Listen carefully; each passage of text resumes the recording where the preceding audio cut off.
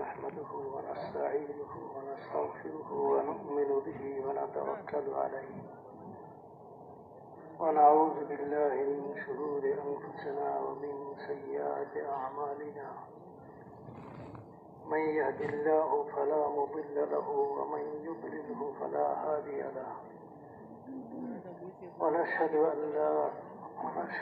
لا إله إلا الله وحده لا شريك له ونشهد أن سيدنا ونبينا ومولانا محمدا عبده ورسوله أرسله بالحق بشيرا ونذيرا وداعيا إلى الله بإذنه وسراجا منيرا وصلى الله تعالى عليه وعلى آله وأصحابه وبارك وسلم تسليما كثيرا أما بعد فأعوذ بالله من الشيطان الرجيم بسم الله الرحمن الرحيم قل هذه سبيلي أدعو إلى الله على بصيرة أنا ومن اتبعني وسبحان الله وما أنا من المشركين وقال الله سبحانه وتعالى من عمل صالحا من ذكر أو أنثى وهو مؤمن فلنحيينه حياة طيبة ولنجزينهم أجرهم بأحسن ما كانوا يعملون صدق الله مولانا العظيم وقال رسول الله صلى الله عليه وسلم الراحمون يرحمهم الرحمن ارحموا من في الأرض يرحمكم من في السماء أو كما قال عليه الصلاة والسلام. محترم دوستو، بزرگو، بھائیو،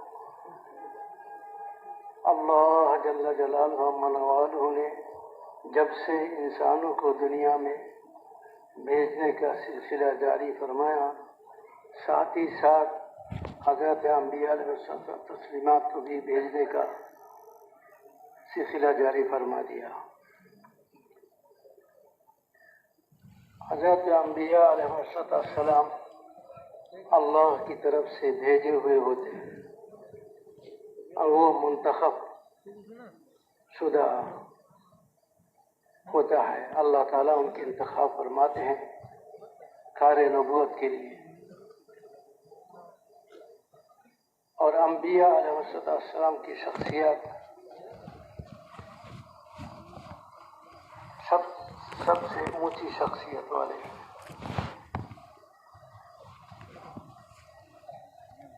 کوئی بھی شخصیت انبیاء علیہ السلام کے شخصیت کے مقابلے میں ہیج ہے۔ انبیاء علیہ السلام لوگوں میں چل پھر کر لوگوں کو دعوت دیتے تھے، اللہ کی طرف بلاتے تھے، اللہ کی تعارف کراتے تھے۔ ایھا الناس قولوا لا الہ الا اللہ تفلحوا، اے لوگوں کہو لا الہ الا اللہ، کامیاب ہو جاؤ گے۔ یعنی کرنے والی ذات اللہ تعالیٰ کی ہے۔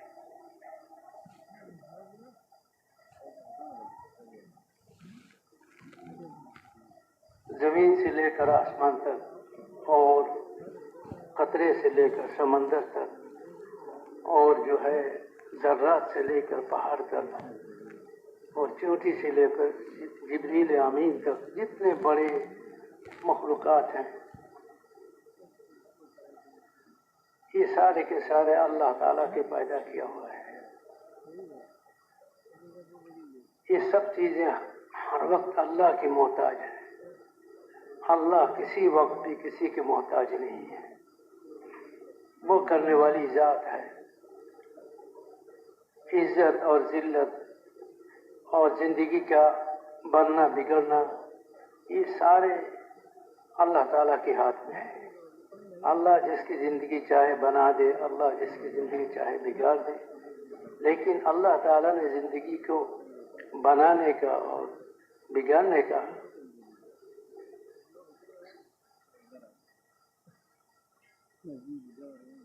سبب جو بنایا ہے وہ انسانوں کے بدن سے نکلنے والے اعمال ہیں۔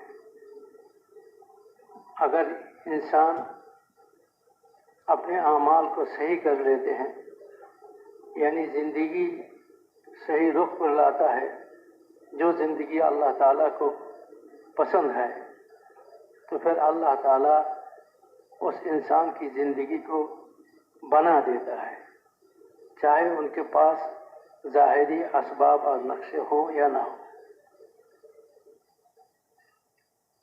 اور جب انسان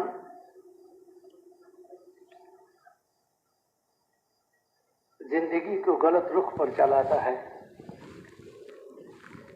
تو ان کے پاس اگر ظاہری اسباب اور سامان سب کچھ بھی ہو، لیکن ان کا زندگی غلط رخ پر ہو، تو اللہ تعالیٰ اس کی زندگی کو بگاڑ دیتے ہیں، باوجود سارے اسباب مہیا ہونے کے۔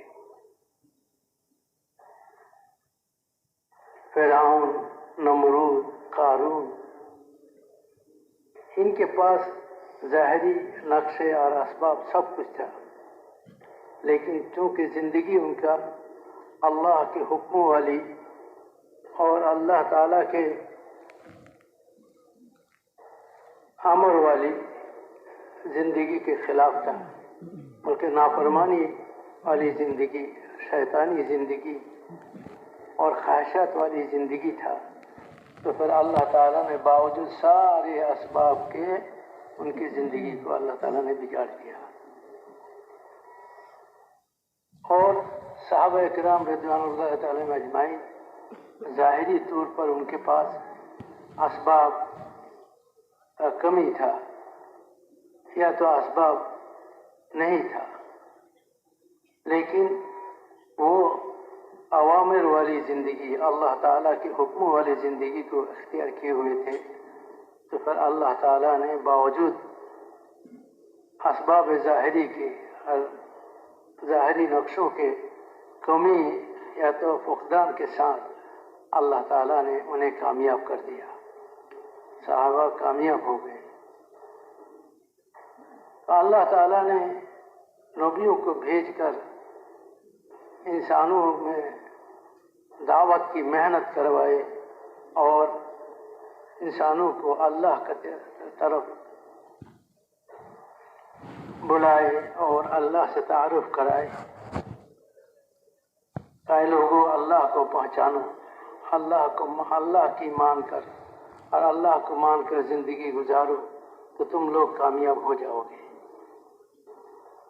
کامیابی نقشوں میں نہیں ہے، کامیابی اللہ تعالیٰ کے ہاتھ میں ہے، اور کامیابی دینے کے لیے اللہ تعالیٰ نے دین اتارے ہیں۔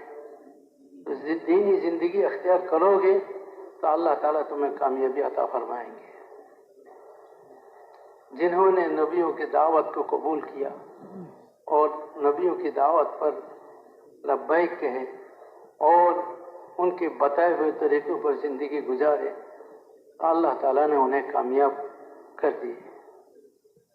اور جنہوں نے جو ہے نبیوں کی دعوت کو انکار کیے اور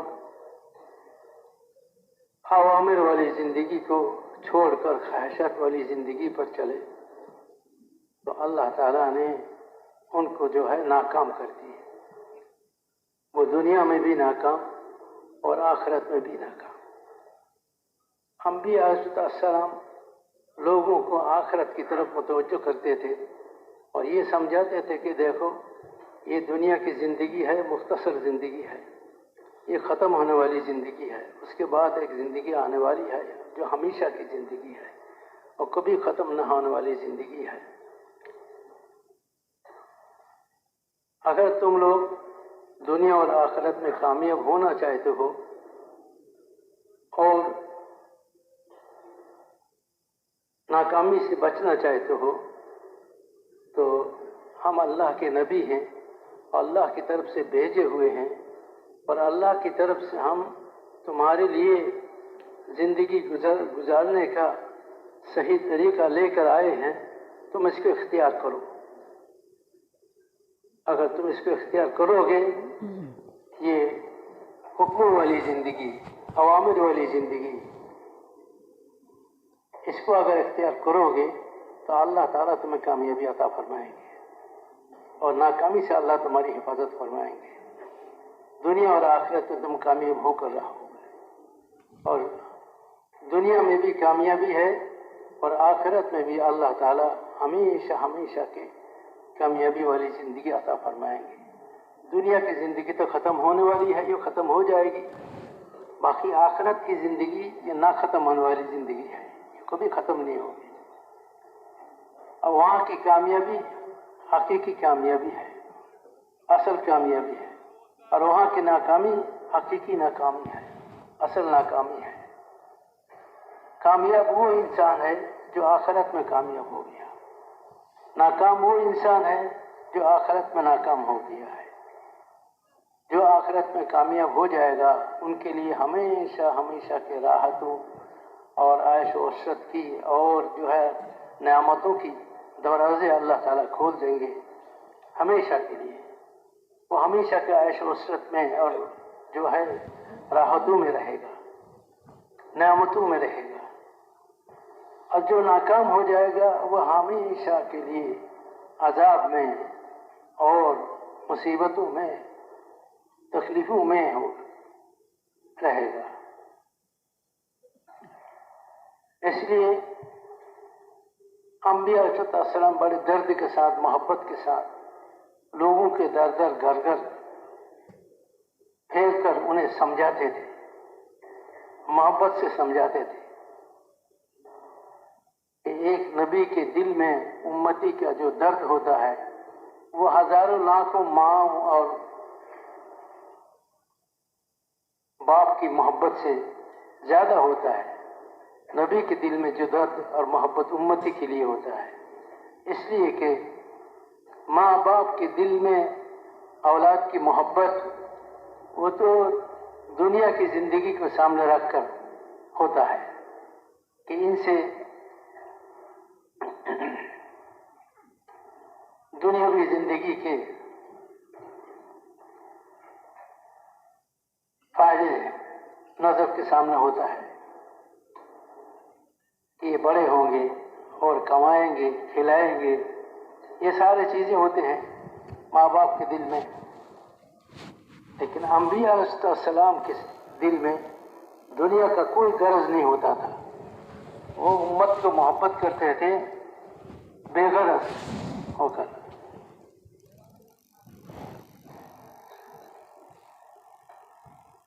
وہ شاید کہ سن 81 میں ہوگا، مفتی جلال الدین صاحب رحمۃ اللہ علیہ بنگلہ دیش میں تشریف لے گئے تو ہماری سال لگانے والے علماء اکرام کی مجمع یہ 6-7 آدمی کا تھا جو سال لگا رہے ہیں، پہلی جماعت سال علماء اکرام کی سن 76 یا 77 میں. تو مفتی صاحب رحمۃ اللہ علیہ نے سال لگانے والے ہم 7 آدمی تھے، 7 افراد کو بلائے اور ان سے مذاکرے کیے اور پھر ہم سے یہ کہنے لگے کہ بھائی تم بھی کوئی بات پوچھو ہم سے، تمہارا اگر پوچھنے کا ہے کوئی بات پوچھو ہم سے. تو ہمارے ساتھیوں میں سے ایک ساتھی مولانا ابو بکر صاحب تھے، اس نے پوچھا کہ حضرت یہ دعوت اور تعلیم میں کیا فرق ہے؟ ہم جو مدارس میں پڑھاتے ہیں، یہ تعلیمی سلسلہ جو مدارس میں چالو ہے اور یہ دعوت کی محنت ہے، اس میں کیا فرق ہے؟ تو حضرت مفتی صاحب رحمۃ اللہ علیہ نے فرمایا کوئی فرق نہیں ہے، یہ بھی نبوت والی کام ہے، وہ بھی نبوت والی کام ہے. باقی دعوت ہوتا ہے بے طلبوں میں اور تعلیم طالبین کے لیے جن میں طلب ہوتا ہے، وہ جو سیکھنے کے لیے آتا ہے تو ان کو سکھایا جاتا ہے، یہ تعلیم ہے. اور دعوت بے طلب انسانوں میں چل پھر کر محنت کر کے ان کے اندر طلب پیدا کرنا دین کا،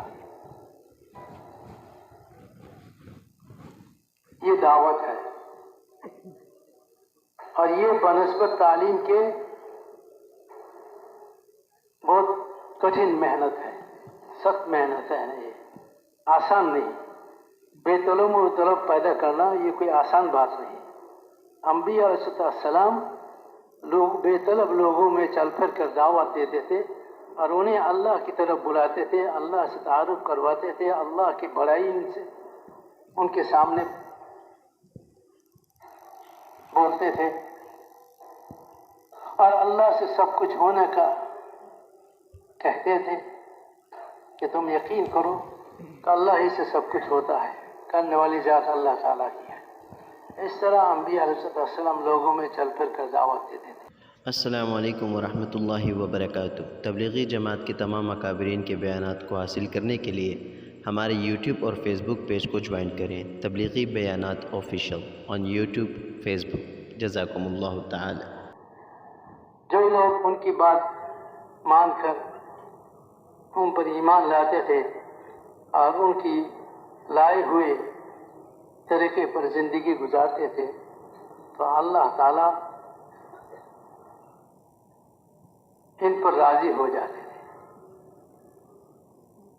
मेरे मोहतरम दोस्तों और बुजुर्गों, हम यहाँ जो जमा हुए हैं इस मैदान में, ये हम दावत की मेहनत की निस्बत पर जमा हुए हैं कि अल्लाह ताला ने जब से लोगों को दुनिया में भेजने का सिलसिला जारी फरमाया तो अंबिया सल्लल्लाहु और तस्लीमात की जमात को भी दुनिया में भेजने का अल्लाह ताला ने ये सिलसिला जारी फरमाया।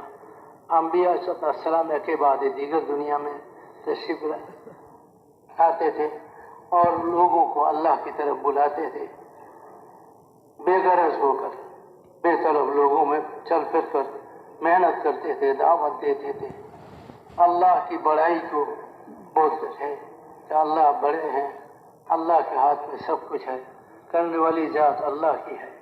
अल्लाह को मानकर, अल्लाह की मानकर ज़िंदगी गुजारो तो दुनिया में भी कामयाब हो जाओगे, आखिरत में भी कामयाब हो जाओगे। हम अल्लाह के नबी हैं, हम अल्लाह की तरफ से तुम्हारी तरफ भेजे हुए हैं। हम तुमसे दुनिया की कोई चीज़ नहीं मांगते हैं। अमा अस्अलुकुम अलैहि मिन अज्रिन इन अज्रिया इल्ला अला अल्लाहि रब्बिल आलमीन। हम तुमसे कोई चीज़ भी नहीं मांगते, हमारी मेहनत के बदला हम अल्लाह से चाहते हैं। हम ये चाहते हैं कि तुम हमारी दावत को कबूल करो और ये अल्लाह ताला की हुक्मों वाली, अवामिर वाली ज़िंदगी गुजारो, अल्लाह ताला की नाफरमानी को छोड़ दो, अल्लाह ताला की फरमा बरदारी वाली ज़िंदगी अख्तियार करो और अल्लाह तुम पर राज़ी हो जाएगा। और रिदवानुम मिनल्लाहि अकबर, और अल्लाह का रज़ामंदी जो है बहुत बड़ी नियामत है। अल्लाह का राज़ी हो जाना ये बहुत बड़ी बात है, ये कोई छोटी बात नहीं, बहुत बड़ी बात है कि अल्लाह ताला राज़ी हो जाए। अल्लाह जिस पर राज़ी हो जाता है उसका ज़िंदगी बन जाता है। इसलिए जो है तुम अल्लाह को मानकर, अल्लाह की मानकर ज़िंदगी गुजारो। हम अल्लाह की तरफ से सच्चे हैं, तुम्हारे तरफ भेजे हुए हैं, हमें झुठलाओ मत तुम।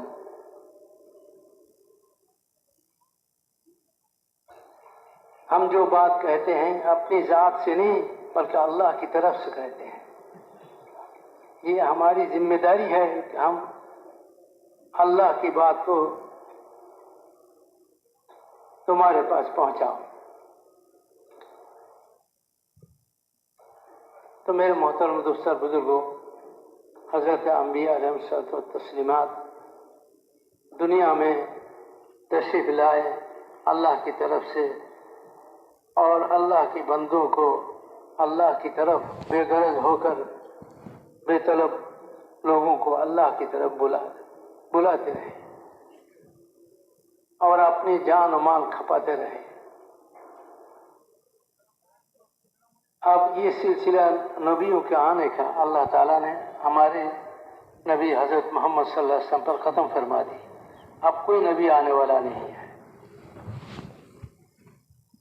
अब दुनिया में बसने वाले इंसानों की हिदायत और इनकी रहनुमाई के लिए अल्लाह ताला ने ये कार्य नबूवत जो है हुज़ूर सल्लल्लाहु अलैहि वसल्लम पर ख़त्म फरमा कर इनकी उम्मत को इस काम की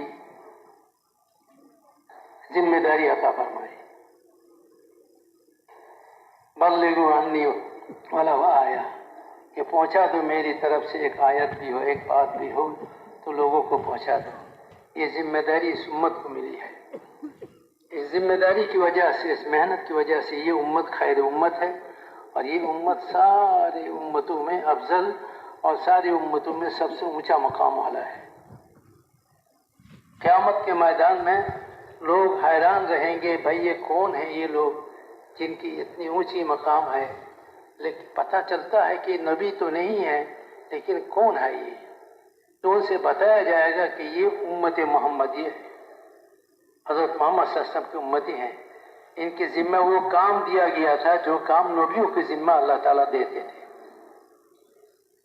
जो काम देकर अल्लाह अंबिया सल्लल्लाहु को दुनिया में भेजते थे। अब नबियों के सिलसिला बंद फरमाकर अल्लाह ताला वो काम इस उम्मती के ज़िम्मे कर दिए। कुंतुम खैरा उम्मतिन उखरिजत लिन्नास तअमुरून बिल मारूफ व तनहौना अनिल मुनकर व तु'मिनून बिल्लाह। हज़रत मौलाना यूसुफ साहब रहमतुल्लाह अलैह फरमाया करते थे कि अल्लाह ताला ने इस मेहनत के ज़रिए इस उम्मत को इम्तियाजी शान अता फरमाया है कि उम्मत का इम्तियाजी शान है ये दावत वाली मेहनत, कि इस मेहनत की वजह से ये उम्मत पूरी उम्मत में सबसे ऊंचे मकाम वाले हैं। तो अंबिया अलैहिस्सलाम तस्लीमात के सिलसिला को मुनक़ते फरमा कर उम्मत को इस काम की जिम्मेदारी अल्लाह ताला ने दी है। अब ये काम सहाबा किराम रज़ियल्लाहु अन्हुम अजमाइन हुज़ूर सल्लल्लाहु अलैहि वसल्लम की ज़ेर निगरानी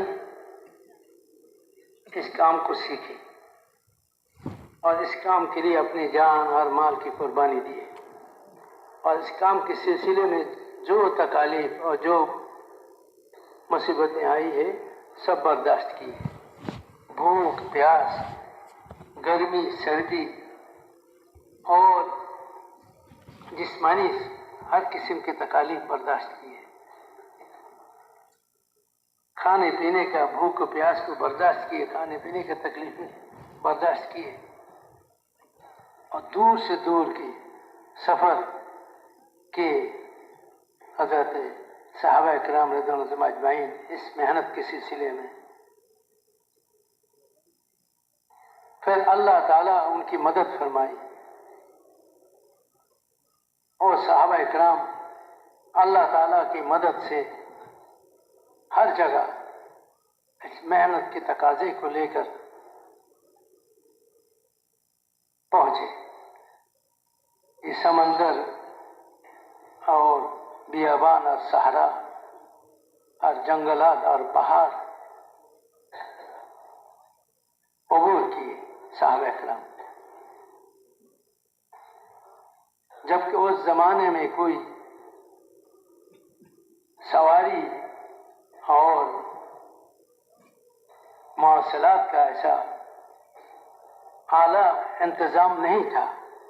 लेकिन सहाबा किराम के दिल में ये चीज़ था कि ये जिम्मेदारी है हम पर अल्लाह की तरफ से और हमारे नबी की तरफ से, और खत्म नबूवत की बिना पर हम अपने नबी की उम्मत होने की वजह से हम उनकी मेहनत के नायब हैं, वारिस हैं, हम भेजे हुए हैं। अल्लाह ताला ने हमें भेजा है पूरी दुनिया की तरफ। पूरी दुनिया हमारी मेहनत की मैदान है, हमें पूरी दुनिया में जाना है, अल्लाह की कलिमा को बुलंद करना है और लोगों को अल्लाह से तारुफ करवाना है। दुनिया में कोई भी बसने वाला इंसान दुनिया के किसी कोने में भी हो, वहाँ तक ये दावत पहुँचे, और वो भी अल्लाह ताला को पहचाने और अल्लाह को मानकर ज़िंदगी गुजारने वाला बने। ये हमारी जिम्मेदारी है, हमें वहाँ तक जाना है। पूरा दीन पूरी दुनिया में जिंदा हो जावे, ये मकसद है इस मेहनत का। इस मेहनत से हम ये चाहते हैं, हमारे हाजी साहब रहमतुल्लाह अलैह भी फरमाते कि पूरा दीन पूरी दुनिया में जिंदा हो जावे, कोई भी इंसान दीन से बेताल्लुक ना रहे, अल्लाह के अवामिर से बेताल्लुक ना रहे, अल्लाह के नबी के लाए हुए शरीयत और दीन और इस्लाम से बेताल्लुक कोई ना रहे। जमीन पर बसने वाले हर इंसान, मर्द व औरत, जिस मुल्क का भी हो और जिस रंग का, जिस जबान का और जहां कहें कि हो, वो हुजूर के उम्मती है। और हमारी जिम्मेदारी है कि हम मेहनत को वहां तक पहुंचाएं कि कोई भी इंसान दीन से, हिदायत से महरूम ना रह जाए, हर इंसान को हिदायत मिल जाए। ये फिक्र हमारे जो है अपने नबी की नियाबत में, ये हमारी जिम्मेदारी है और इसके लिए जो है हम सोचें, फिक्र करें और तकाजे पैदा करें और दुनिया के आखिरी कोने तक जाने के लिए फैसले करें। ले जाने वाला अल्लाह है, माल की बुनियाद पर मेहनत नहीं है, मुल्क की बुनियाद पर मेहनत नहीं है, असबाब की बुनियाद पर मेहनत नहीं है। करने वाली जात अल्लाह की है, ला इलाहा इल्लल्लाह मुहम्मद रसूलुल्लाह, ये है हमारी बुनियाद। वमन यतवक्कल अलल्लाह फहुव हस्बुह, जो अल्लाह पर भरोसा करता है अल्लाह उसके लिए काफी हो जाता है। और जो तकवा हासिल करता है अल्लाह उनके लिए बंद रास्ते उनके खोल देते हैं, उनके लिए रास्ते खोल देते हैं। तकवा के साथ, तवक्कुल के साथ, सब्र और शुक्र के साथ और उम्मत के दर्द दिल में लेते हुए हम इस मेहनत के लेकर चलेंगे तो अल्लाह ताला हमारी मदद फरमाएंगे और हमारी रुकावटों को अल्लाह ताला दूर फरमा देंगे। और इस रास्ते में चलना और इस रास्ते की तकाज़ों को सोचना, फिर उन तकाज़ों को पूरा करना अल्लाह हमारे लिए आसान फरमा देंगे। अगर अल्लाह ताला ने आसान फरमा दी तो कोई मुश्किल नहीं। बात तो उस वक्त मुश्किल होता है जब अल्लाह ताला मदद नहीं फरमाते हैं, तो फिर बात बहुत मुश्किल है काबू में ला। लेकिन अल्लाह जब मदद फरमाते हैं तो फिर कोई मुश्किल नहीं रहती। हज़रत सहाबा इकराम बावजूद किल्लत आदत के और बावजूद ज़ाहिरी असबाब के ना होने के, अल्लाह ताला ने उन्हें हर मैदान में कामयाब फरमाया और उनकी मदद फरमाई। और वो इस मैदान में मेहनत करते करते अल्लाह ताला की माइयत और अल्लाह के साथ ताल्लुक, इतना गहरी ताल्लुक और पैदा किए कि जो भी अल्लाह से मांगते थे अल्लाह उनकी मांग को पूरा कर देते थे अल्लाह से, यहाँ तक कि वो आसमान से फरिश्ते उतरवाते थे।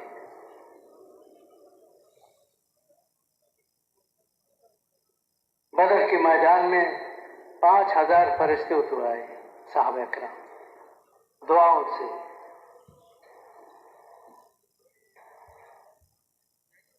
और ऐसे भी अपनी दुनियावी हवाई जो जरूरत में भी फरिश्ते उतरवाए आसमान से, चौथे आसमान से फरिश्ते उतरवाए।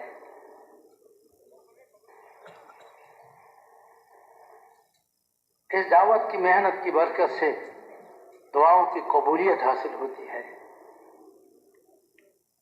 बंदों का अल्लाह के साथ ताल्लुक और राब्ता कायम होता है और ये ताल्लुक और राब्ता जब मजबूत हो जाता है तो फिर बंदे जो अल्लाह से मांगते हैं اللہ وہی کر کے دکھاتے ہیں.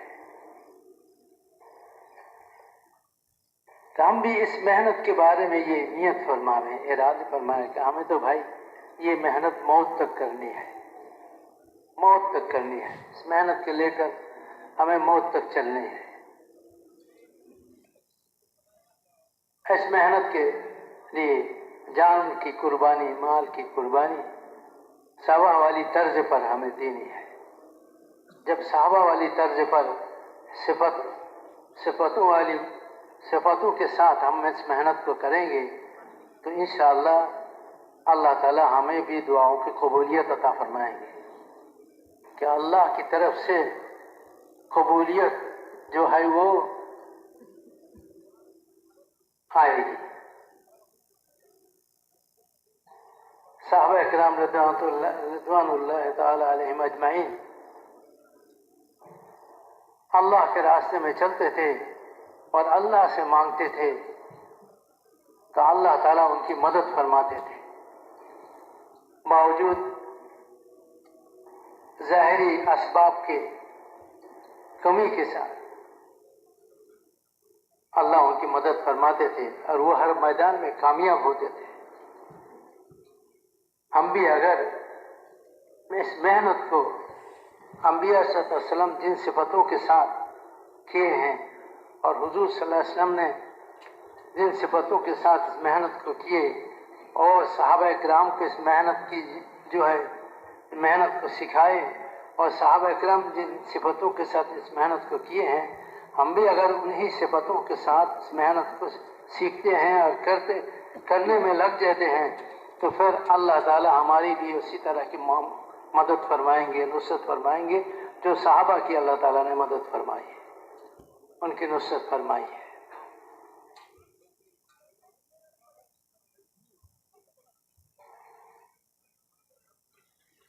اس لیے میرے بھائی اور بزرگوں،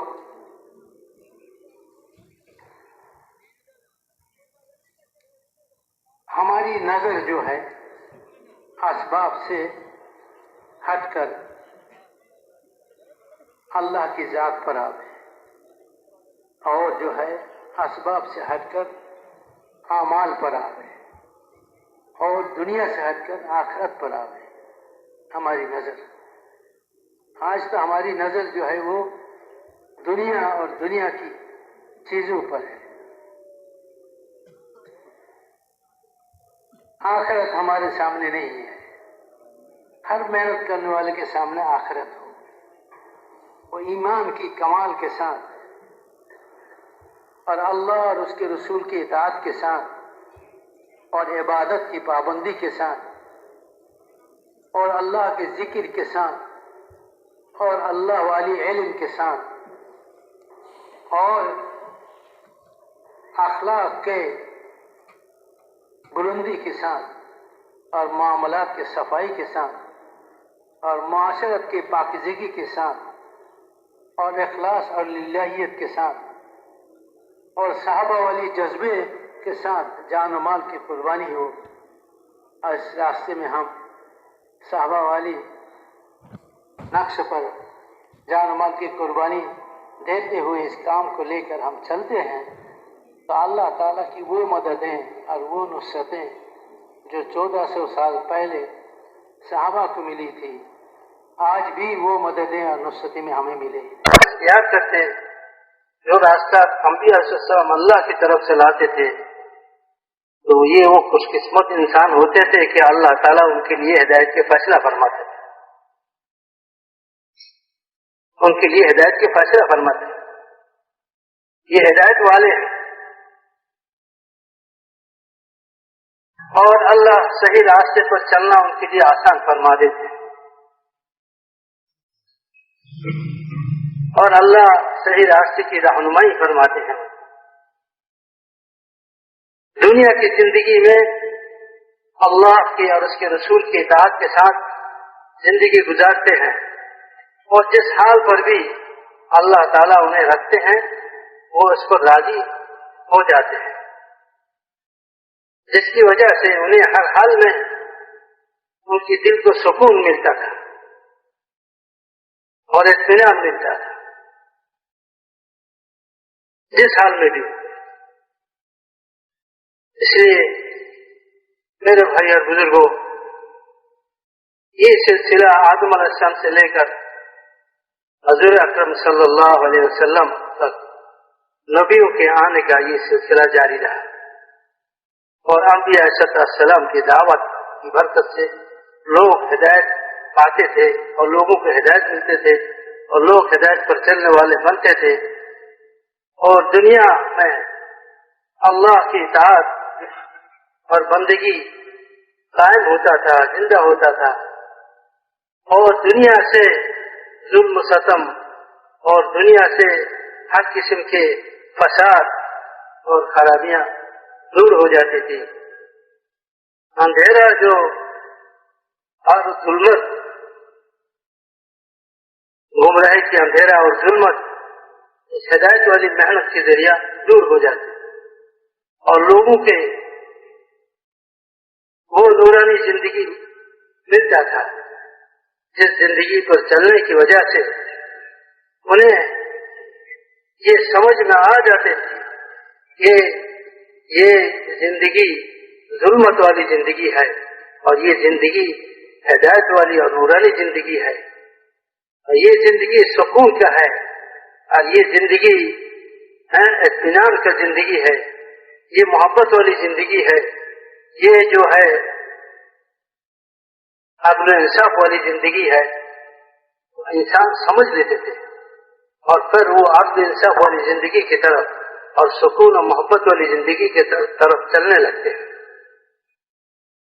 تو پھر سماجی زندگی میں اور اپنی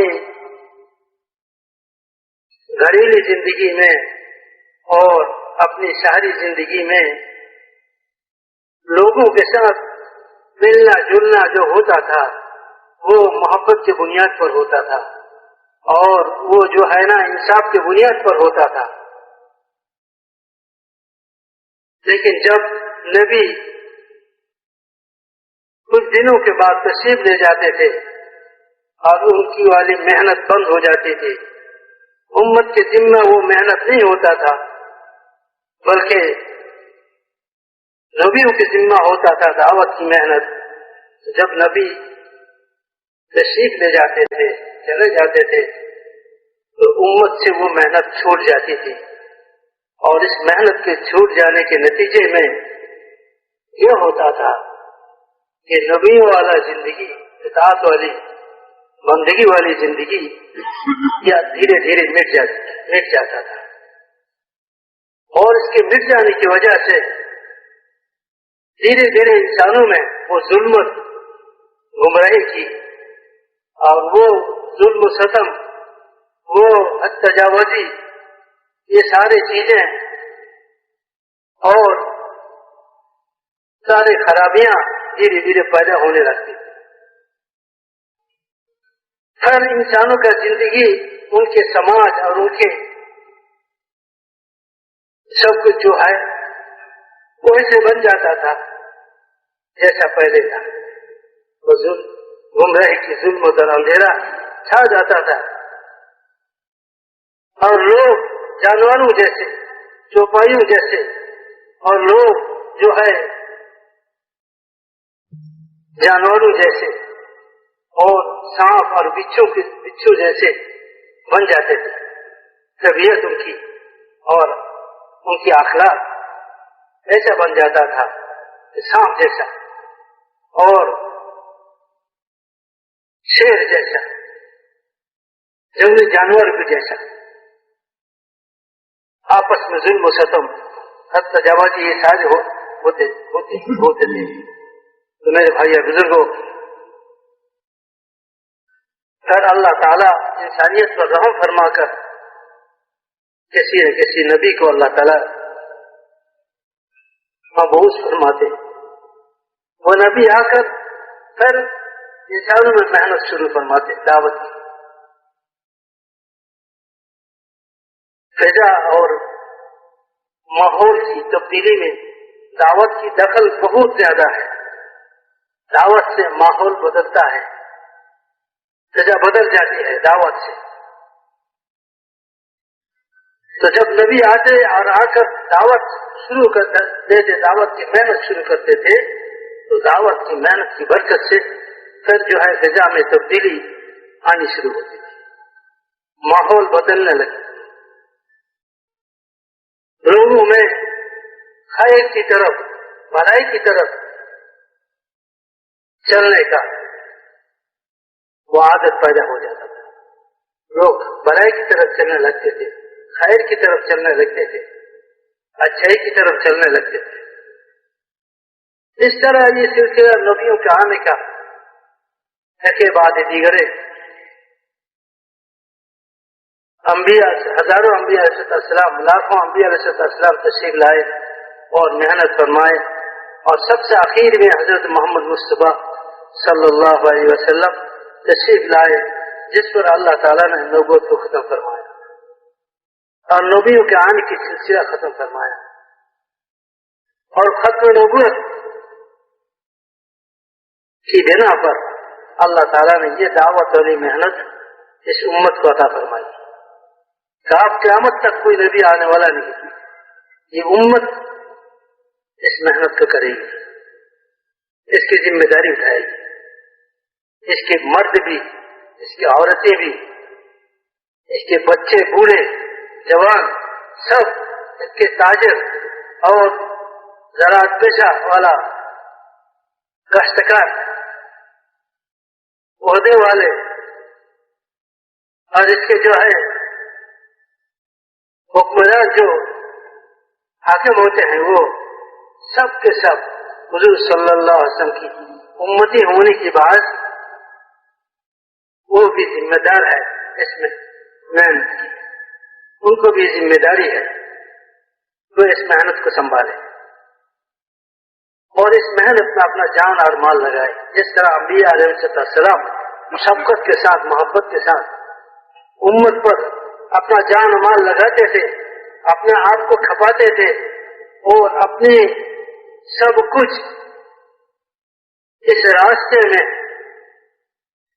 لگاتے تھے اور اپنے جان کو، مال کو بے قیمت کر دیتے تھے۔ یہ امت کے ہر فرد مسلم کلمہ پڑھنے والا جو یہ کہے کہ میں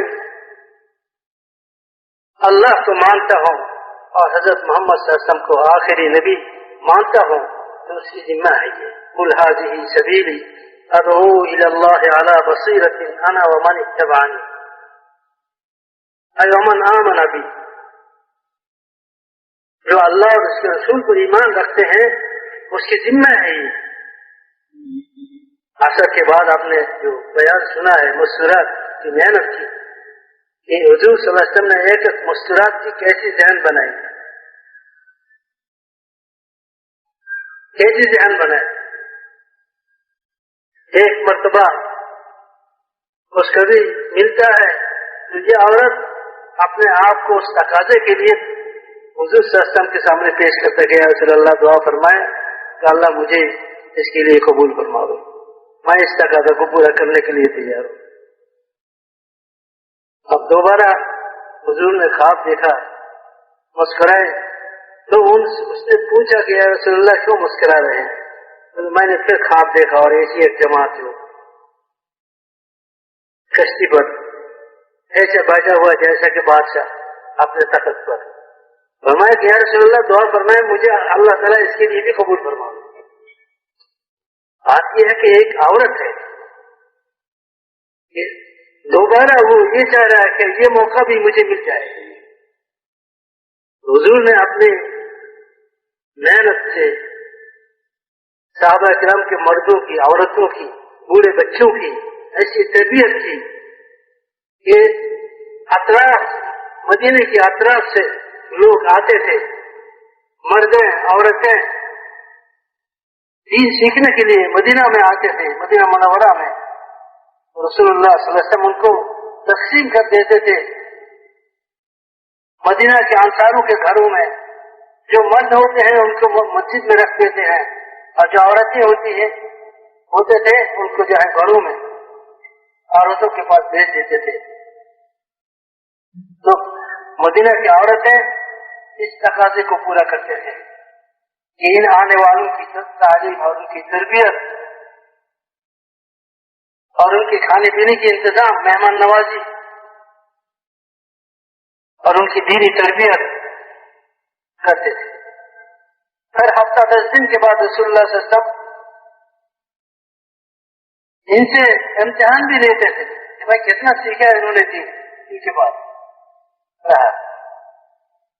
مردوں سے حضور صلی اللہ علیہ وسلم پوچھتے تھے، عورتوں سے پوچھتے تھے. جب حضور کو یہ پتہ چلتا تھا کہ اتنی علم انہیں حاصل ہو گئی ہے جو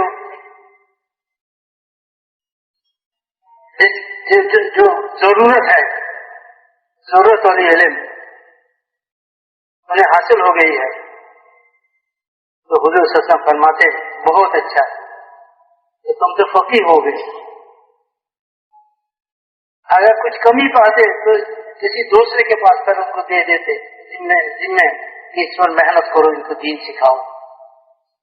اور عورتوں کے پاس عورتوں کو بیچتے تھے، وہ عورتیں گھر کے سارے کام کاج کے ساتھ، محنت کے ساتھ ان کی تعلیم و تربیت اور ان کی مہمان نوازی سارے چیزیں سنبھالتے تھے.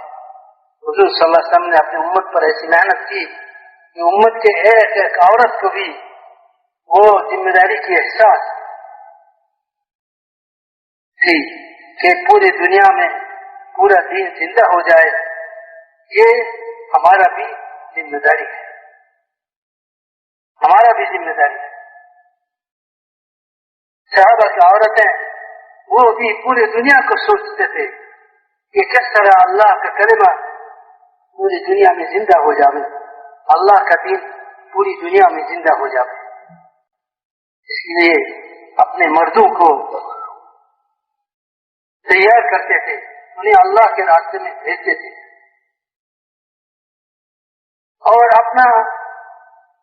اپنی جان سے مال اللہ کے راستے میں لگے، اللہ کے دین کے لیے، اور دنیا والوں کو ہدایت مل جاوے اور دنیا والے جو ہے گمراہی کی ظلمت سے نکل کر وہ ہدایت کی نورانی زندگی میں آ جاوے.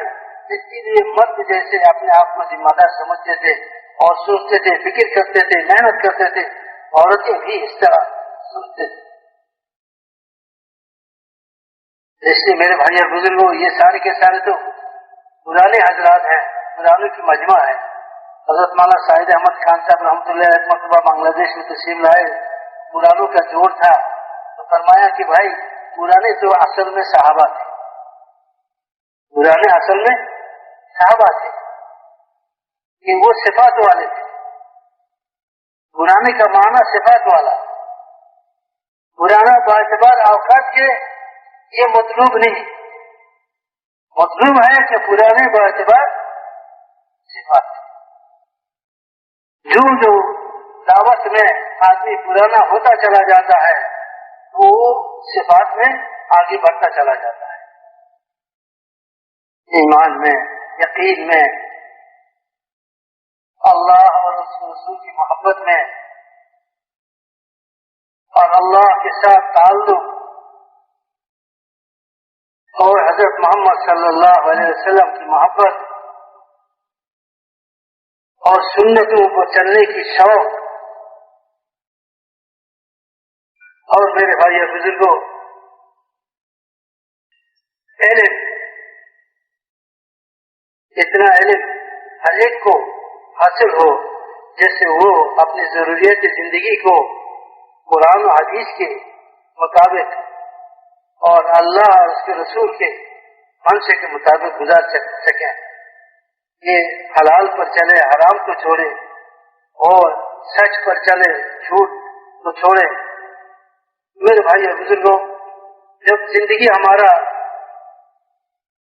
نبیوں کے بتائے ہوئے طریقے پر آ جائے گا تو پھر ہمیں اللہ تعالیٰ پوری دنیا کے انسانوں کے لیے ہدایت کا نمونہ بنائے گا. محنت کرنے والے محنت کرتے کرتے وہ لوگوں کے لیے نمونہ بن جائے. یہ اصل ہے.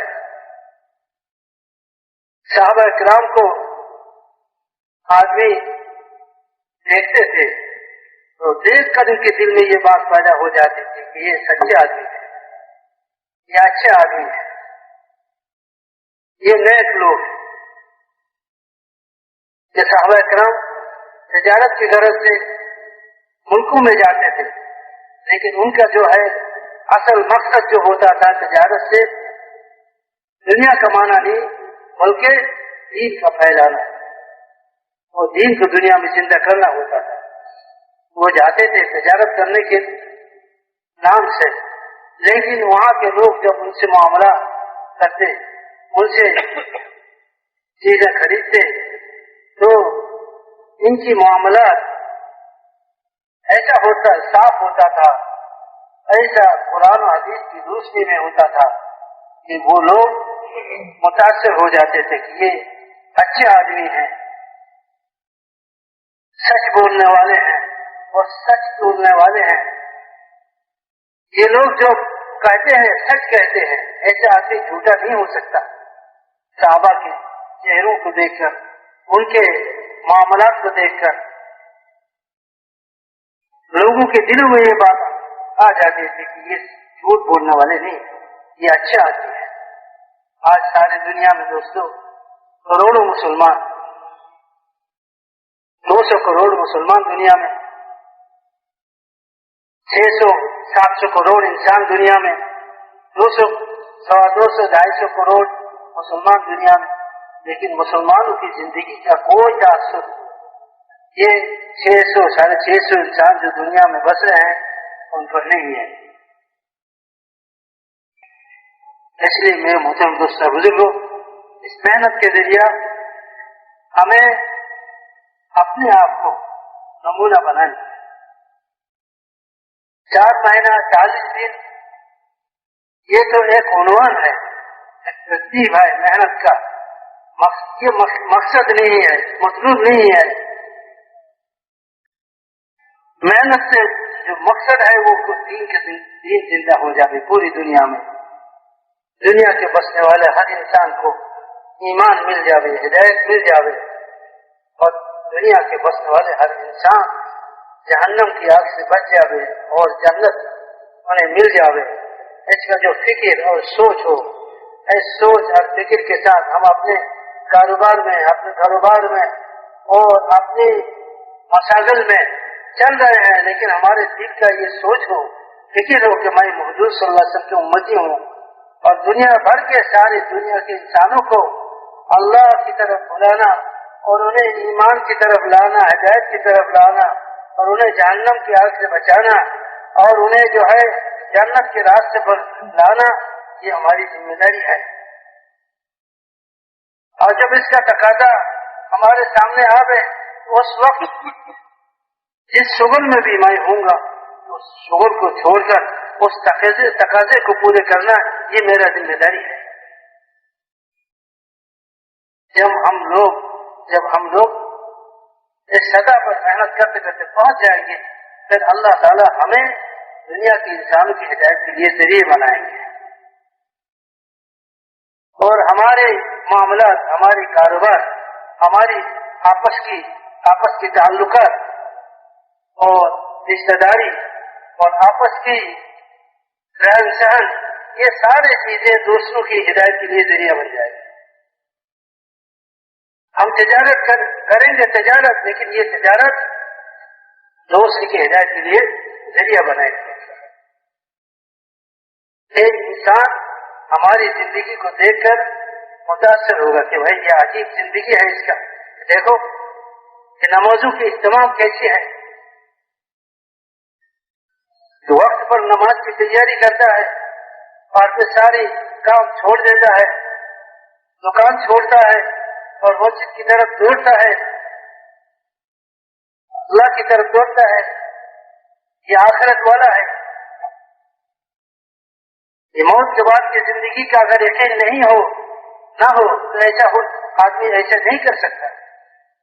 اتنی مشغلہ میں، اتنی مشاغل میں رہ کر بھی اللہ کے حقوق کی ادائیگی، اللہ کے فرائض کی ادائیگی اور موت کے بعد آنے والی زندگی کی فکر ان کو اتنا پریشان کرتا ہے کہ وہ اپنے مشاغل کو چھوڑنے پر مجبور ہو جاتا ہے اور وہ دوڑ کے مسجد کی طرف جاتا ہے اور اللہ کے فرائض کو ادا کرتا ہے۔ ایک انسان کی زندگی کی تبدیلی اور اس کی زندگی میں دین کا زندہ ہونا اور ہدایت والے اعمال کا زندہ ہونا، یہ صرف ان کے لیے نہیں بلکہ اوروں کے لیے بھی ہدایت کا سبب بنتا ہے۔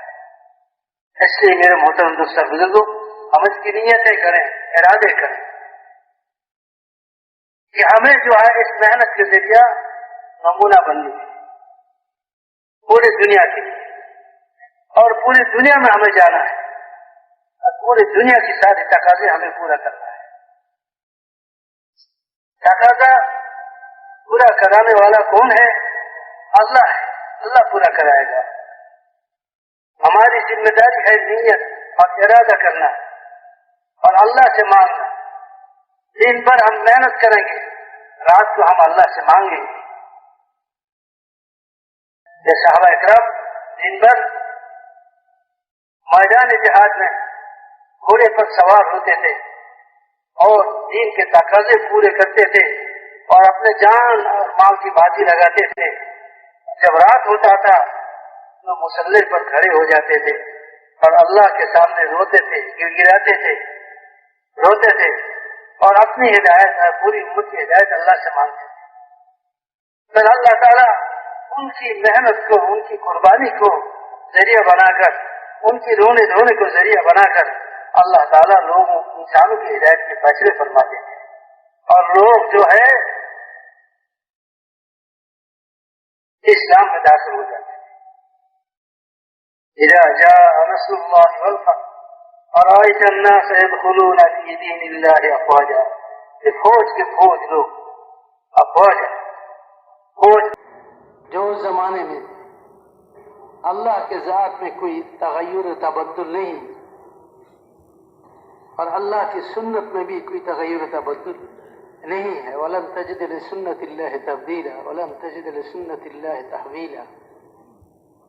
اگر ہم نے صحابہ کرام والی جذبے کے ساتھ اور ان صفتوں سے متصف ہو کر اس محنت کو کرتے ہیں جن صفتوں کے ساتھ انبیاء علیہ السلام نے اس محنت کو کی ہے اور حضور صلی اللہ علیہ وسلم نے کی ہے، اور صحابہ نے حضور کی نگرانی میں اس محنت کو سیکھ کر جن صفتوں کے ساتھ اس محنت کو کیے ہیں، جن جذبات کے ساتھ اس محنت کو کیا، اگر ہم بھی ان صفتوں کے ساتھ اور ان جذبات کے ساتھ کرتے ہیں تو پھر وہ مدد و نصرتیں جو صحابہ کو حاصل ہے وہ ہمیں بھی حاصل ہو جاتے ہیں۔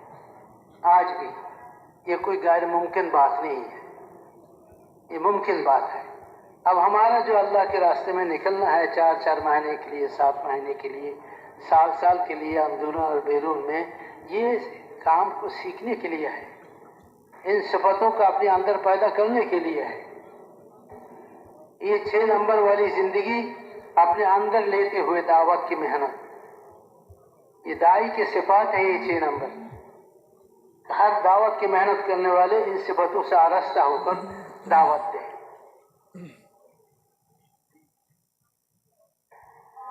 رواجی نے آج تو ہم جو محنت کرتے ہیں یہ رواجی محنت ہے کہ ہمارے زندگی میں کوئی تبدیلی تو آتی نہیں،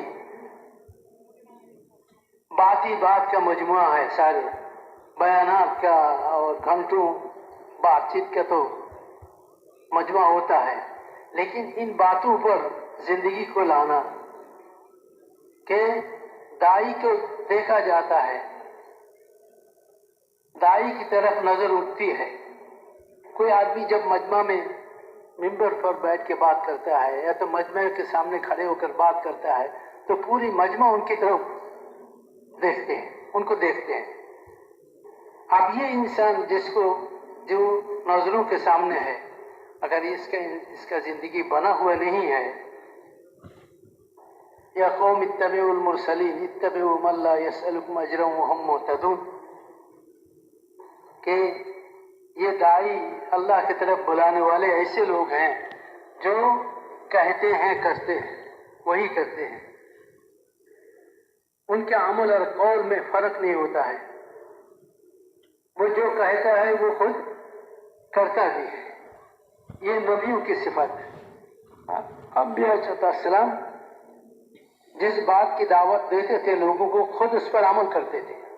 جو دین اللہ کی طرف سے لوگوں کے لیے لاتے تھے، انبیاء علیہ السلام خود اس پر عمل کرنے والے ہوتے تھے، اس لیے دین کا سمجھنا لوگوں کے لیے آسان ہو جاتا ہے۔ دعوت سے دین پر چلنا لوگوں کے لیے آسانی پیدا ہوتی ہے دعوت کے ذریعے، اس لیے کہ جو بات کرتے ہیں، جو بلاتے ہیں لوگوں کو، جب اس کا زندگی ان کے قول کے مطابق ہوتا ہے، ان کی محنت کے مطابق ہوتا ہے، ان کی محنت اور ان کی زندگی میں فرق نہیں ہوتا ہے، تو لوگوں کے لیے دین کا سمجھنا آسان ہو جاتا ہے۔ اور جب آدمی دین کی بات کرتا ہے لیکن ان کا زندگی ان کے بات کے خلاف ہے، تو دین کا سمجھنا لوگوں کے لیے مشکل ہو جاتا ہے کہ دین کون سا ہے، یہ آدمی کیا چاہتا ہے، یہ آدمی جو بات کر رہا ہے ہم سے کیا چاہتے ہیں۔ اگر یہ ہم سے جو کر رہا ہے یہ صفات والی زندگی ہم سے چاہتا ہے تو پہلے اس کی زندگی سے ہی ہو، وہ صفات والی زندگی اس میں ہو، وہ صفات والی زندگی کا حامل ہو، تاکہ مجمع کے لیے آسان ہو جاوے بات کا سمجھنا یہ کیا چاہتے ہیں۔ اس لیے محترم دوست اور بزرگوں، ہر محنت کرنے والے کی زندگی جو ہے نمونہ۔ اللہ تعالیٰ فرماتے ہیں کہ تمہارے نبی میں تمہارے لیے نمونہ ہے۔ اسی طرح صحابہ براہ راست رسول اللہ صلی اللہ علیہ وسلم سے دین حاصل کیا، دعوت کی محنت سیکھے، تو ہم نے اگر صحابہ کرام کے نقش قدم پر اس محنت کو ہم نے کیے اور ان صفتوں کے ساتھ اس محنت کو کیے، تو پھر اللہ تعالیٰ کی وہ مدد اور نصرتیں ہم پر بھی اتریں گے جو صحابہ پر اتری تھی۔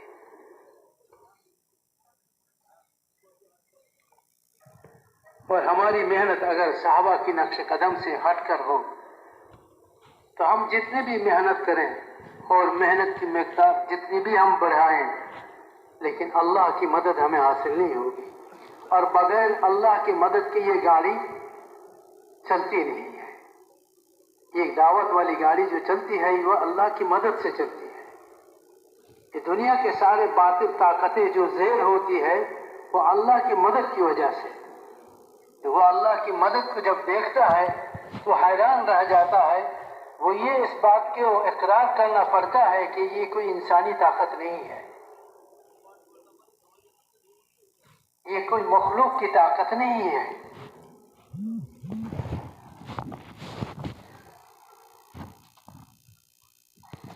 حضرت مولانا یوسف الیاس صاحب رحمۃ اللہ فرمایا کرتے تھے کہ یہ محنت جو ہے تسخیر عالم کا نسخہ ہے، پورے عالم کو تسخیر کرنے کا نسخہ ہے یہ دعوت والی محنت۔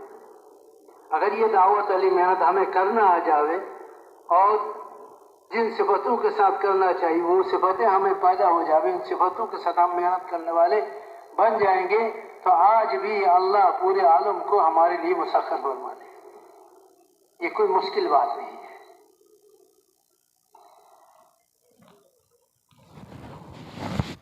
اس لیے میرے محترم دوست اور بزرگوں، سب سے پہلے جو ضروری چیز ہے وہ یہ ہے کہ ہم اپنی زندگی کو نمونہ بنائیں پورے عالم کے لیے۔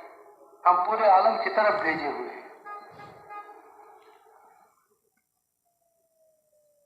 جب ہم اپنی زندگی کو نمونہ بنا کر پورے عالم میں پھیلیں گے اور پورے عالم میں جائیں گے، ایک کونے سے دوسرے کونے تک، اور جو ہے دنیا والے ہماری زندگی سے متاثر ہوں گے۔ اچھے انسان، اچھے اخلاق، معاملات کی صفائی، معاشرت کی پاکیزگی، ان صفتوں والے انسانوں کی مطالبہ ہے آج بھی دنیا میں۔ دنیا والے چاہتے ہیں، بہت پریشان ہیں اور پریشانی سے نکلنے کا راستہ یہ بھی سمجھتے ہیں کہ اچھے انسان، بھلے انسان دنیا میں اگر زیادہ ہو جائیں گے تو پھر یہ سارے پریشانیاں ختم ہو جائیں گی. لیکن بھلے انسان بننے کے لیے کوئی کارخانہ تو نہیں ہے دنیا میں. چیزوں کے بنانے کا کارخانہ ہے، چیزوں کے بنانے کا اعلیٰ قسم کی چیزوں کے بنانے کا کارخانہ تو ہے، لیکن اعلیٰ قسم کے انسانوں کے بنانے کا کوئی کارخانہ نہیں ہے. وہ کارخانہ یہ دعوت والی محنت ہے. تو حضور صلی اللہ علیہ وسلم نے اس محنت کے ذریعہ اس زمانے کے سب سے بدترین انسان جو تھے، خونخوار انسان جو تھے، بھیڑیے اور چیر پھاڑ کر کھانے والے جانوروں کی طرح زندگی گزارنے والے جو تھے، انہیں اس محنت کے ذریعے رسول اللہ صلی اللہ علیہ وسلم نے پوری دنیا کے لیے نمونہ بنایا. اگر بننا چاہو میرے صحابہ کی طرح بنو. اصحابی کالنجوم، اصحابی کالنجوم بأیہم اقتدیتم اہتدیتم. لیکن یہ صحابہ کون ہیں؟ یہ تو وہی تھے جو دنیا کی معرخوں کی نظر میں، دنیا والوں کی نظر میں سب سے گھٹے ہوئے اور سب سے بدترین اور سب سے زیادہ خونخوار اور سب سے زیادہ بد اخلاق تھے. یہ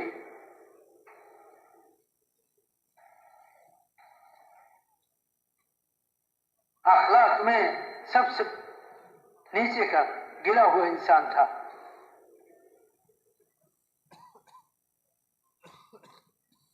ان کے معاملت کی بگاڑ اور معاشرت کی گندگی اور جو ہے بد اخلاقی میں وہ اتنا آگے تھے، اتنا آگے نکل گئے تھے کہ جنگل کے کوئی جانور بھی تصور نہیں کر سکتا ہے کہ انسان اتنا نیچے گر سکتا ہے. اتنا نیچے گری ہوئی تھی. لیکن وہ کون سی محنت تھی جو رسول اللہ صلی اللہ علیہ وسلم نے ان پر کی ہے، جس محنت کی وجہ سے وہ پورے دنیا میں سب سے بہترین انسان بن گئے اور سب سے اعلیٰ انسان بن گئے کہ سارے دنیا کے تعلیم یافتہ لوگ، سارے دنیا کے مالدار، سارے دنیا کے بادشاہوں کو اگر جمع کرو تو ایک صحابہ جو رسول اللہ صلی اللہ علیہ وسلم کی زیر نگرانی جن کی زندگی بنی ہے، ایک صحابہ کے ان کے قدم میں جو گرد و غبار لگتا ہے ان کے برابر بھی نہ ہو یہ دنیا والے. اور حضرت مولانا یوسف صاحب رحمۃ اللہ علیہ فرمایا کرتے تھے کہ اللہ تعالیٰ نے جن حضرات کو نبوت کے لیے انتخاب فرمائے ہیں ان کی شخصیت اتنی اونچی ہے کہ سارے دنیا کی بادشاہوں کو اگر جمع کرو تو سارے دنیا کی بادشاہوں کی شخصیتیں ایک نبی کی شخصیت کے مقابلے میں ان کے پیر میں جو گرد و غبار لگتا ہے یا تو ان کے پیر میں جو ناخن ہے ان کے برابر بھی نہیں ہوگا. سارے دنیا کے بادشاہ انبیاء علیہ السلام ایسے اونچے شخصیت والے ہوتے تھے. ان نبیوں میں سب سے بڑا مقام والا اور سب سے اونچا مقام والا کون ہے؟ حضرت محمد مصطفیٰ صلی اللہ علیہ وسلم. اور صحابہ ان کی نگرانی میں اس محنت کو سیکھے.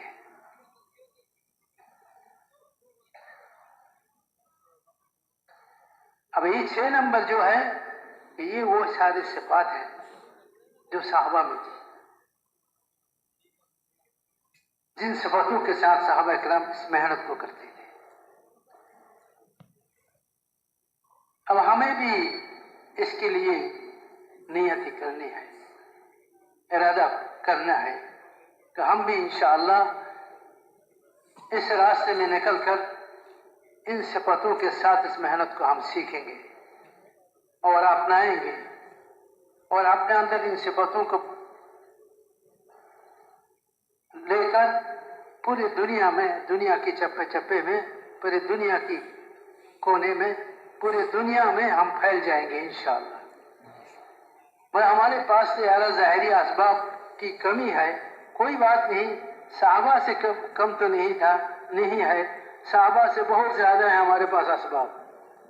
صحابہ کے پاس تو اتنا بھی نہیں تھا کہ وہ تو رات کو پیشاب کرنے کے لیے بیٹھتا ہے تو کھڑکھڑاہٹ کی آواز آتی ہے تو دیکھتا ہے کہ ایک چمڑا ہے جانور کا،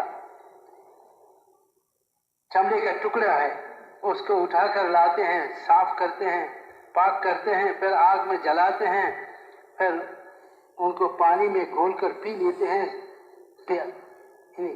بھوک کی وجہ سے، بھوک کی وجہ سے۔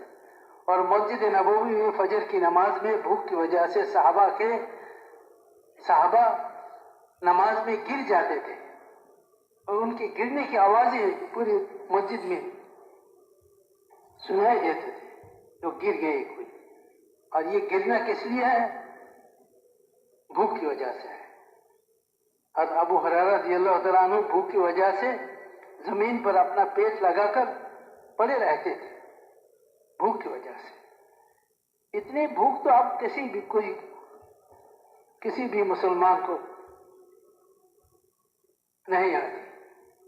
ان بھوک کی اور پیاس کی شدت اور دنیا کی ان سارے تکالیف کو برداشت کرتے ہوئے صحابہ کرام دین کی تقاضوں کو پورا فرماتے تھے۔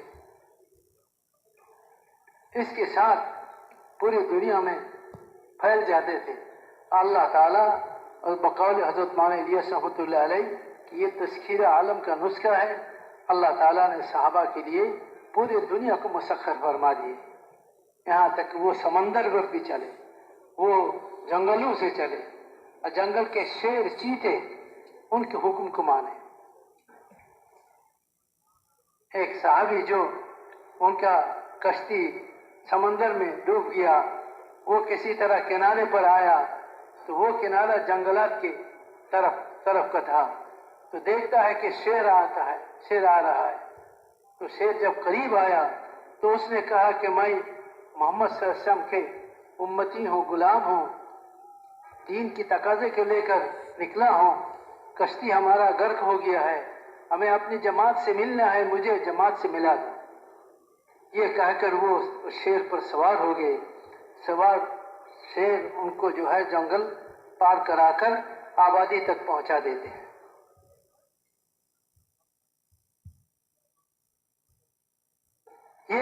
السلام علیکم ورحمۃ اللہ وبرکاتہ۔ تبلیغی جماعت کے تمام اکابرین کے بیانات کو حاصل کرنے کے لیے ہمارے یوٹیوب اور فیس بک پیج کو جوائن کریں، تبلیغی بیانات آفیشیل آن یوٹیوب فیس بک۔ جزاکم اللہ تعالی۔ سورج پر بھی ان کا جو ہے چلتا تھا کہ اللہ سے دعا کرواتے ہیں کہ اللہ یہ عصر کی نماز کی وقت ہے، عصر کا نماز یہ فرض ہے، تیرا حکم ہے، اس کا بھی ادا کرنا ہے، اور یہاں کفار کے مقابلے میں ہم لڑ رہے ہیں، یہ بھی تیرا حکم ہے، جہاد ہے۔ کہ اللہ ایسے فرما دے کہ دونوں پورے ہو جائے، دونوں حکم تیرے پورے ہو جائے۔ تو اللہ تعالیٰ نے صحابہ کی اس دعا پر آسمان کی سورج کو ٹھہرا دیا، سورج ٹھہر گئے اپنی جگہ پر، یہاں تک کہ جہاد سے فارغ ہو گئے اور صلاۃ عصر سے بھی فارغ ہو گئے۔ یہ تذکیر عالم کا نسخہ ہے، یہ محنت مولانا الیاس رحمۃ اللہ فرمایا کرتے ہیں، پورے عالم کا اگر مسخر کرنا چاہو تو یہ محنت ہے، پورے عالم کی نیت سے اس محنت کو سیکھنا ہے اور پورے عالم میں اس محنت کو لے کر جانا ہے۔ اس کے لیے ہم سارے تیار ہیں بھائی۔ اللہ تعالیٰ کی مدد بقدر محنت کے، قربانی کے اور نیت کے ہوتی ہے۔ اگر ہم اپنی نیت میں سچے ہیں اور ہم محنت کرتے ہیں صحیح نقش پر، تو پھر انشاءاللہ اللہ تعالیٰ ان اللہ لا یخلف المیعاد، اللہ تعالیٰ وعدہ خلافی نہیں کرتے ہیں۔ ان عدتم عدنا وان تعودوا نعود، تم اگر شرط پورا کر دو گے میں بھی اپنا وعدہ پورا کر دوں گا۔ اللہ تعالیٰ فرماتے ہیں تم شرط پورا کر دو، جن شرائط کے ساتھ مشروط ہے میری مدد اور نصرت اور غائبی تائید، اس کو پورا کر دو، میں بھی اپنی وعدہ پورا کر دوں گا۔ پوری دنیا والے دیکھیں گے، اور دنیا کے سامان والے اور دنیا کے سارے मादी असबाब वाले खुली आंखों से देखेगा कि सुभान अल्लाह, ये कोई ताकत असबाब की ताकत नहीं है, ये कोई दुनियावी चीजों की ताकत नहीं है, ये तो कोई गायबी ताकत है जिसके मुकाबला हम नहीं कर सकते। हज़रत मौलाना यूसुफ से हज़रत फरमाया करते थे, अगर हमने इन सिफतों के साथ इस मेहनत को सीखा और इस मेहनत को करने लगे तो अल्लाह ताला अपने वादों को पूरा कर दे और दुनिया वाले की सारे साजिशों को और उनकी सारी जो है मकरो फरीद और उनके सारे जो है यानी ये बातिल की सारे प्रोग्राम जो है वो अल्लाह ताला फेल कर देगा।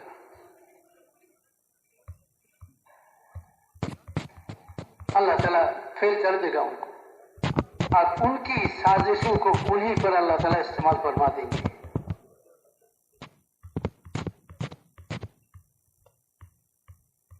अगर हमने सही नीयत से, सच्ची नीयत से,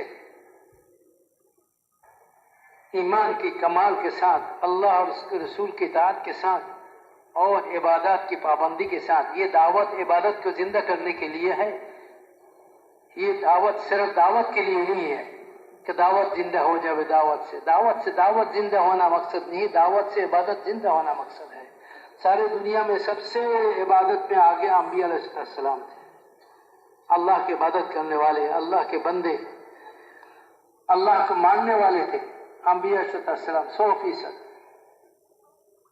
तो इस दावत के जरिए हमें भी इताअत की सिफत पैदा हो गया अल्लाह के और उसके रसूल की। या अय्युहल्लज़ीना आमनू अतीउल्लाह व अतीउर रसूल, ईमान वालों अल्लाह के और उसके रसूल की इताअत करो। हमें भी अल्लाह के और उसके रसूल की इताअत आ गई 100%। हमारी दुनियावी जिंदगी के हर शोबे में अल्लाह की इताअत हो, आज़ादी नहीं बल्कि पाबंदी वाली जिंदगी हो हमारी। इस्लामी जिंदगी, दीनी जिंदगी आज़ादी जिंदगी नहीं होता है, आज़ाद जिंदगी नहीं होता है। इस्लामी जिंदगी पाबंदी वाली जिंदगी है कि हम पाबंदी के साथ जिंदगी गुजारें। अल्लाह और उसके रसूल के हुक्मों वाली जिंदगी। आज़ादी जिंदगी ये शैतानी जिंदगी है, ये मासियत वाली जिंदगी है। अवामिर वाली जिंदगी ये दीनी जिंदगी है। इसलिए मेरे मोहतरम दोस्तों बुजुर्गों, हम जो है इसकी नीयत करें और इरादे करें कि हमें इस काम की तकाजे को लेकर पूरी दुनिया में जाना है और पूरी दुनिया को दीन से, इस्लाम से बाखबर करना है। आज लोग मौजूदा मुसलमानों को देखकर इस्लाम के बारे में अपनी राय कायम करता है। मुसलमानों को देखकर कोई अगर मौजूदा जमाने के मुसलमानों को देखकर इस्लाम और कुरान और हदीस के बारे में अगर राय कायम करे तो वो सही राय कायम नहीं कर सकता। इसलिए कि मुसलमानों की जिंदगी जो है वो आज नमूना नहीं बना हुआ है।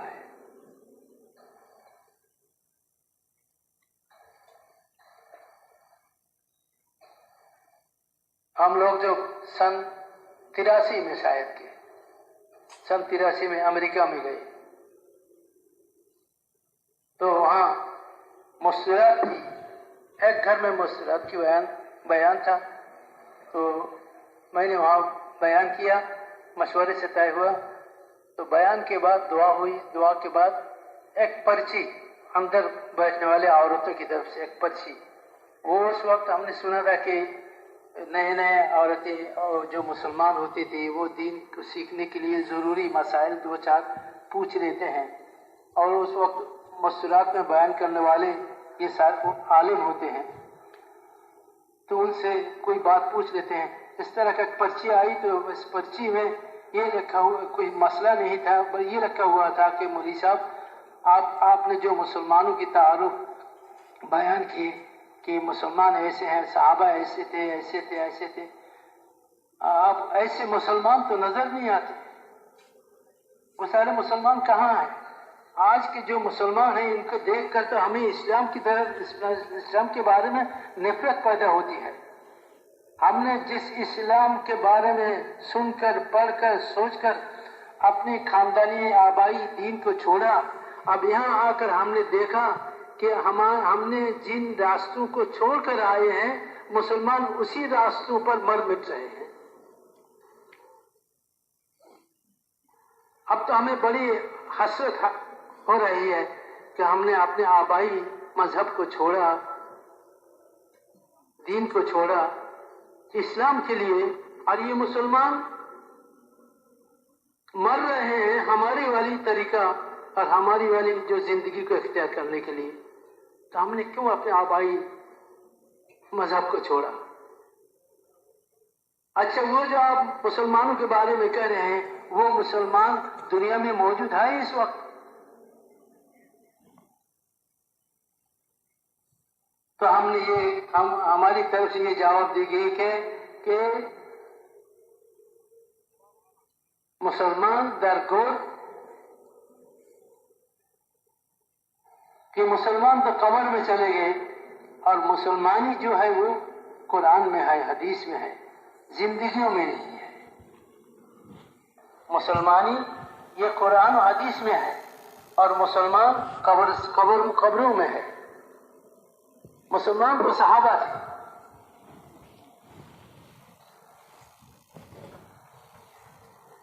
سو فیصد صحابہ مسلمان، 100% مسلمان تھے.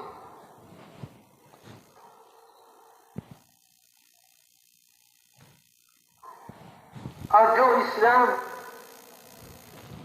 تھا وہ تو قرآن و حدیث میں ہے کہ اسلام کیا چیز ہے. اس لیے میرے محترم دوستوں، ساری دنیا جو ہے اس کا یہ چاہتے ہیں کہ پوری دنیا میں پھر وہ جماعت جو صحابہ کی تھی، ایسی جماعت مسلمانوں کی پوری دنیا میں وجود میں آ گئی، تاکہ دنیا والے اسلام کی خوبیوں کو دیکھ کر اسلام کی طرف جھکیں اور اسلام کی طرف آوے. یہ صرف بیان سے اور تقریر سے نہیں آئے گی. اس کے لیے جو ہے اللہ کے راستے میں نکل کر اپنا جان و مال کو کھپانا پڑے گا، اور صحابہ کے نقش قدم پر ہمیں جو ہے محنت کرنا پڑے گا، دور دور کی سفر کرنا پڑے گا. اس کے لیے میرے بھائی اور بزرگوں ہمت فرماوے اور نیتیں جو ہے کریں، اور پوری دنیا میں پھیل جانے کی، پوری دنیا میں اس میں